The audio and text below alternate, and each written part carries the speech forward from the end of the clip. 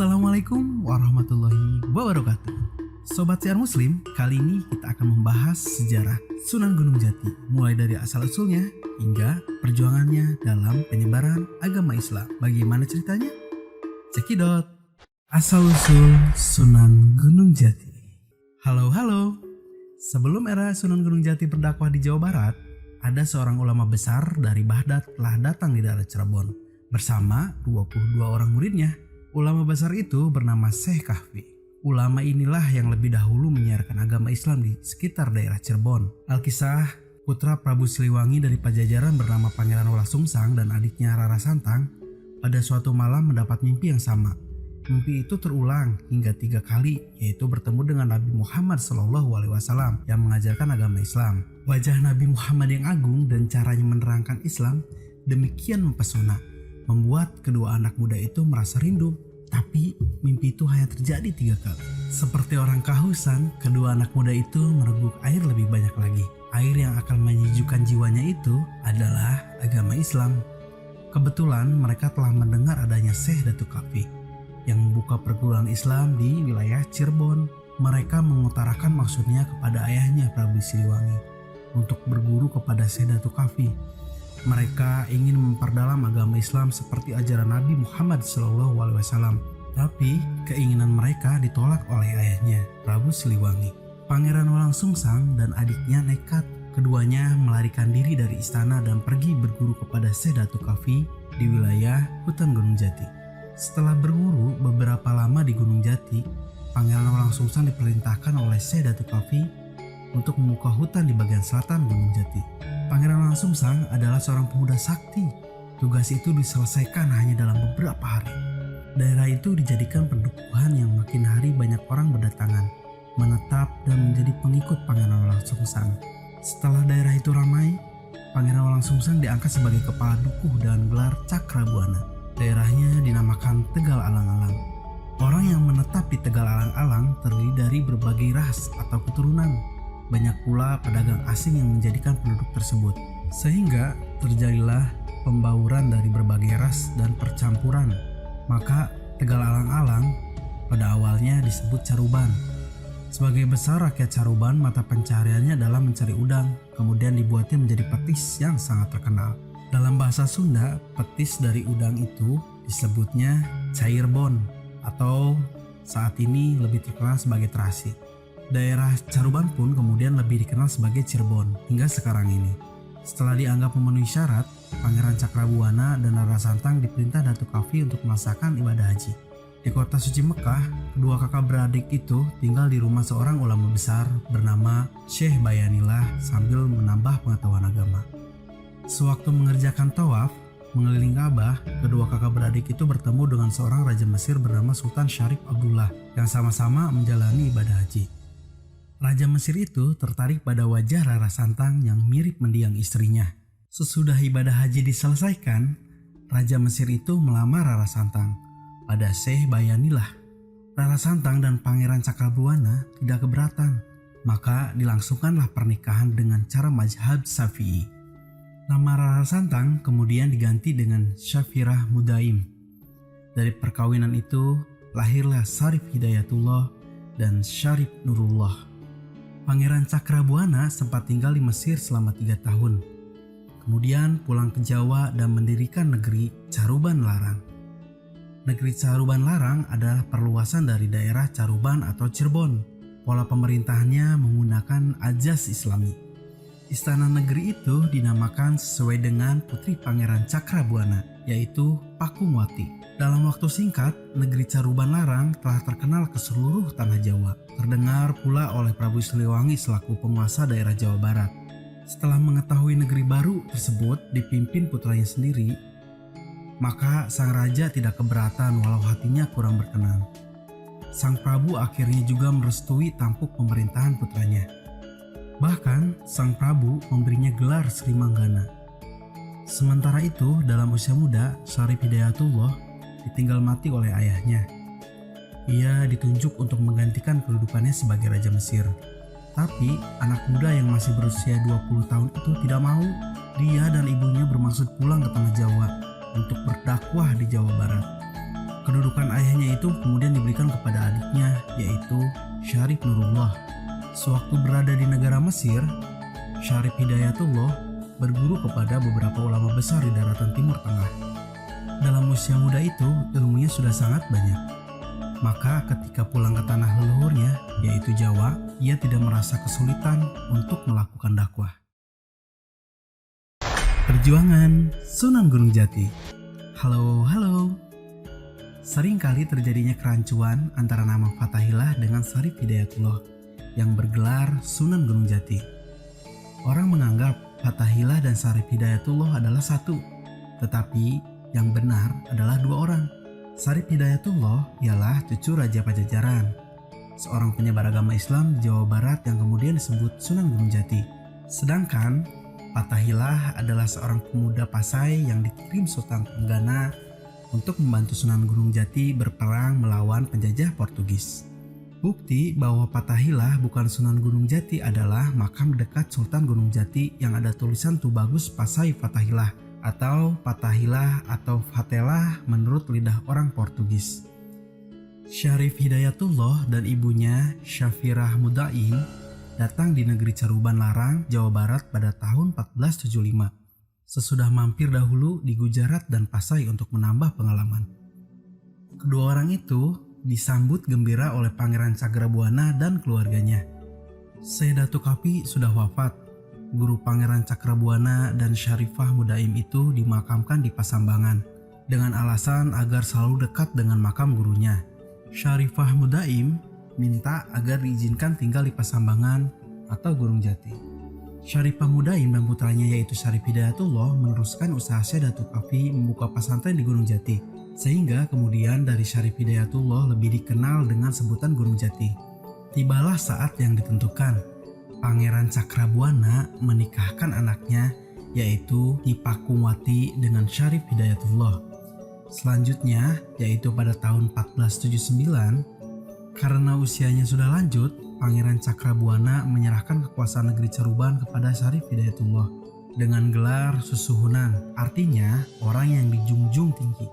Disebutkan pada tahun pertama pemerintahannya, Syarif Hidayatullah berkunjung ke Pajajaran untuk mengunjungi kakeknya, yaitu Prabu Siliwangi. Sang Prabu diajak masuk Islam tetapi tidak mau. Meski Prabu Siliwangi tidak mau masuk Islam, dia tidak menghalangi cucunya menyiarkan agama Islam di wilayah Pajajaran. Syarif Hidayatullah kemudian melanjutkan perjalanan ke Serang. Penduduk Serang sudah ada yang masuk Islam dikarenakan banyaknya saudagar dari Arab dan Gujarat yang sering singgah ke tempat itu. Kedatangan Syarif Hidayatullah disambut baik oleh Adipati Banten. Bahkan Syarif Hidayatullah dijodohkan dengan putri Adipati Banten yang bernama Nyi Kaungten. Dari perkawinan inilah kemudian Syarif Hidayatullah dikaruniai dua orang anak, yaitu Nyi Ratu Winahon dan Pangeran Sebakingking. Dalam menyebarkan agama Islam di tanah Jawa, Syarif Hidayatullah atau yang lebih dikenal sebagai Sunan Gunung Jati tidak bekerja sendirian. Beliau sering ikut bermusyawarah dengan anggota wali lainnya di Masjid Demak. Bahkan disebutkan beliau juga membantu berdirinya Masjid Demak. Dari pergaulannya dengan Sultan Demak dan para wali lainnya, akhirnya Syarif Hidayatullah mendirikan Kesultanan Pakungwati dan ia mengumumkan diri sebagai raja yang pertama dengan gelar sultan. Dengan berdirinya kesultanan, Cirebon tidak lagi mengirim upeti kepada Pajajaran yang biasanya disalurkan lewat Kadipaten Galuh. Tindakan ini dianggap sebagai pembangkang oleh Raja Pajajaran. Raja Pajajaran tidak peduli siapapun yang berdiri di balik Kesultanan Cirebon itu. Maka dikirimkannya pasukan prajurit pilihan yang dipimpin oleh Ki Jagabaya. Tugas mereka adalah menangkap Syarif Hidayatullah yang dianggap lancang mengangkat diri sebagai raja tandingan Pajajaran. Tapi usaha ini tidak berhasil. Ki Jagabaya dan anak buahnya malah tidak kembali ke Pajajaran. Mereka masuk Islam dan menjadi pengikut Syarif Hidayatullah. Dengan bergabungnya prajurit dan perwira pilihan ke Cirebon, maka makin bertambah besarlah pengaruh Kesultanan Pakungwati. Daerah-daerah lain seperti Japura, Wanagiri, Telaga menyatakan diri menjadi wilayah Kesultanan Cirebon. Lebih-lebih dengan diperluasnya pelabuhan Muara Jati, makin bertambah besarlah pengaruh Kesultanan Cirebon. Banyak pedagang besar dari negeri asing datang menjalin persahabatan, di antaranya daerah negeri Tiongkok. Salah seorang keluarga istana Cirebon kawin dengan pembesar dari negeri Cina itu, yang berkunjung ke Cirebon, yaitu Mahuan. Maka jalinan antara Cirebon dan negeri Cina makin erat. Bahkan Sunan Gunung Jati pernah diundang ke negeri Cina dan kawin dengan putri kaisar Cina yang bernama Putri Ongtien. Kaisar Cina yang pada saat itu dari dinasti Ming juga beragama Islam. Dengan perkawinan itu, sang kaisar ingin menjalin erat hubungan baik antara Cirebon dan negeri Cina. Hal ini ternyata menguntungkan bangsa Cina untuk dimanfaatkan dalam dunia perdagangan. Sesudah menikah dengan Sunan Gunung Jati, Putri Ongtien diganti namanya menjadi Nyi Ratu Raras Manding. Kaisar ayah Putri Ongtien ini membekali putranya dengan harta benda yang tidak sedikit. Sebagian besar barang-barang peninggalan Putri Ongtien yang dibawa dari negeri Cina itu sampai sekarang masih ada dan disimpan di tempat yang aman. Istana dan Masjid Cirebon kemudian dihiasi dan diperluas lagi dengan motif-motif hiasan dinding dari negeri Cina. Masjid Agung Sang Cipatarasa dibangun pada tahun 1480 atas prakarsa Nyai Ratu Pakumati atau istri Sunan Gunung Jati. Dari pembangunan masjid itu melibatkan banyak pihak, diantaranya Wali Songo dan sejumlah tenaga ahli yang dikirim oleh Raden Patah. Dalam pembangunan itu, Sunan Kalijaga mendapat penghormatan untuk mendirikan Soko Tatal sebagai lambang persatuan umat. Selesai membangun masjid, diserukan dengan membangun jalan-jalan raya yang menghubungkan Cirebon dengan daerah-daerah kadipaten lainnya untuk memperluas pengembangan Islam di seluruh tanah Pasundan. Tentu, Prabu Siliwangi hanya bisa menahan diri atas perkembangan wilayah Cirebon yang semakin luas itu. Bahkan, wilayah Pajajaran sendiri sudah semakin terhimpit. Pada tahun 1511, Malaka diduduki oleh bangsa Portugis. Selanjutnya, mereka ingin meluaskan kekuasaan ke Pulau Jawa.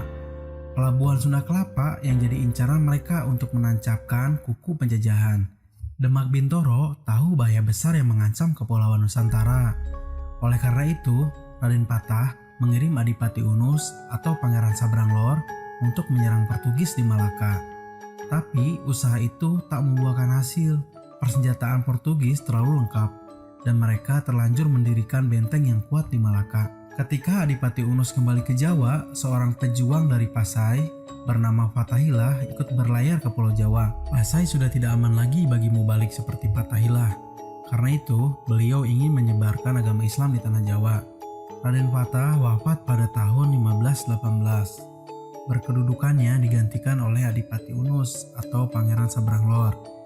Baru saja beliau dinobatkan, muncullah pemberontakan dari daerah pedalaman. Di dalam usaha memadamkan pemberontakan itu, Pangeran Sabranglor meninggal dunia, gugur sebagai pejuang syahid. Pada tahun 1521, Sultan Demak dipegang oleh Raden Trenggana, putra Raden Patah yang ketiga.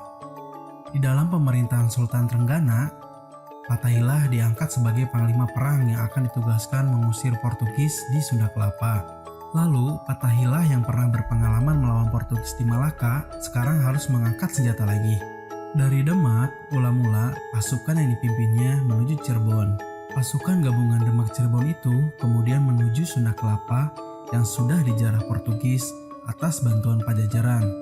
Mengapa Pajajaran membantu Portugis? Karena Pajajaran merasa iri dan dendam pada perkembangan wilayah Cirebon yang semakin luas. Ketika Portugis menjanjikan bersedia membantu merebut wilayah Pajajaran yang dikuasai Cirebon, maka Raja Pajajaran menyetujuinya. Mengapa pasukan gabungan Demak Cirebon itu tidak dipimpin oleh Sunan Gunung Jati? Karena Sunan Gunung Jati tahu dia harus berperang melawan kakeknya sendiri. Maka diperintahkannya Fatahillah memimpin 1000-an orang. Pengalaman adalah guru yang terbaik. Dari pengalamannya bertempur di Malaka, tahulah Fatahillah titik-titik lemah tentara dan siasat Portugis. Fatahillah dapat memberi komando dengan tepat, dan setiap serangan Demak Cirebon selalu membawakan hasil yang gemilang. Akhirnya, Portugis dan Pajajaran kalah. Portugis kembali ke Malaka, sedangkan Pajajaran cerai-berai tak menentu arahnya. Selanjutnya, Fatahillah ditugaskan mengamankan Banten dari gangguan para pemberontak, yaitu sisa-sisa pasukan Pajajaran. Usaha ini tidak menemui kesulitan karena Fatahillah dibantu putra Sunan Gunung Jati yang bernama Pangeran Sebak Kingking. Di kemudian hari, Pangeran Sebak Kingking ini menjadi penguasa Banten dengan gelar Pangeran Hasanuddin. Fatahillah kemudian diangkat segenap adipati di Sunda Kelapa. dan merubah nama Sunda Kelapa menjadi Jayakarta. Karena Sunan Gunung Jati selaku Sultan Cirebon telah memanggilnya untuk meluaskan daerah Cirebon agar Islam lebih merata di Jawa Barat. Berturut-turut, Fathahilah dapat menaklukkan daerah Talaga, sebuah negara kecil yang dikuasai Raja Buddha bernama Prabu Pacukuman. Kemudian, Kerajaan Galuh yang hendak meneruskan kebesaran Pajajaran lama, Raja Galuh ini bernama Prabu Cakraningrat, dengan senopatinya yang terkenal yaitu Arya Kiban. Tapi Galuh tidak dapat membendung kekuatan Cirebon. Akhirnya raja dan senopatinya tewas dalam peperangan itu. Kemenangan demi kemenangan berhasil diraih Fathahilah. Akhirnya Sunan Gunung Jati memanggil ulama dari Pasai itu ke Cirebon. Sunan Gunung Jati menjodohkan Fathahilah dengan Ratu Ulungayu. Sementara kedudukan Fathahilah selaku Adipati Jayakarta diserahkan kepada Ki Bagus Angke. Ketika usia Sunan Gunung Jati sudah semakin tua, beliau mengangkat putranya yaitu Pangeran Muhammad Arifin sebagai Sultan Cirebon kedua dengan gelar Pangeran Pasara Pasarean. Fathahilah di Cirebon sering disebut Tu Bagus atau Kiai Bagus Pasai. Lalu dia diangkat menjadi penasehat sang sultan. Sunan Gunung Jati lebih memusatkan diri pada penyiaran dakwah Islam di Gunung Jati atau Pasantren Pasambangan. Namun 5 tahun sejak pengangkatannya, mendadak Pangeran Muhammad Arifin meninggal dunia, mendahului ayahandanya. Kedudukan Sultan kemudian diberikan kepada Pangeran Sebakingking yang bergelar Sultan Maulana Hasanuddin dengan kedudukannya di Banten.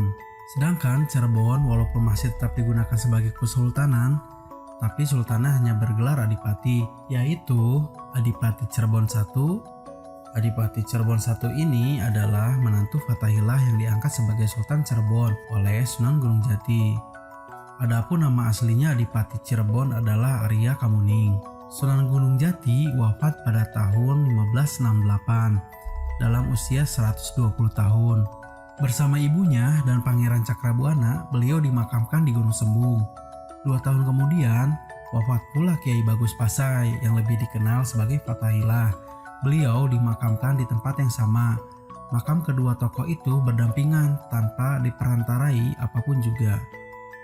Sobat Syiar Muslim yang dirahmati Allah Subhanahu wa Ta'ala, demikianlah asal-usul Sunan Gunung Jati dan perjuangannya untuk menyebarkan Islam di wilayah Jawa Barat. Semoga kita semua bisa mengambil hikmahnya dan pelajaran yang sangat berharga dalam kisah ini. Jangan lupa like video ini dan share jika bermanfaat. Dan jangan lupa juga subscribe channel ini dan nyalakan bunyi loncengnya. Terima kasih. Wassalamualaikum.